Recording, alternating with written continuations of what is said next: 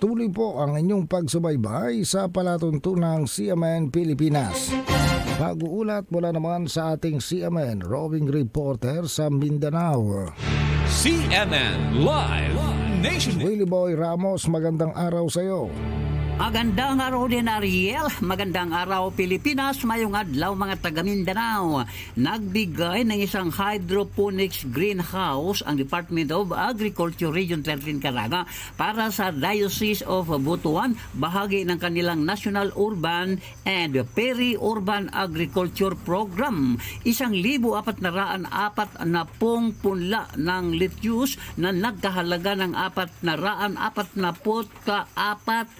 444,733 habang halagang 281,000 naman para sa mushrooms growing house na may kapasidad na 2,000 mga fruit bags. Sinabi ni Marco Antonio Morido na siyang Department of Agriculture Field Operations Division Chief na isang malaking bagay ang partnership sa Department of Agriculture at ang Social Action Commission ng Diocese of Butuan na ngayon mayroon na silang nilagdaang Memorandum of Agreement. Ginanap ang turnover ceremony mismo sa Social Action Commission Diocese of Butuan na matatagpuan sa Barangay Pigdolan, Butuan City.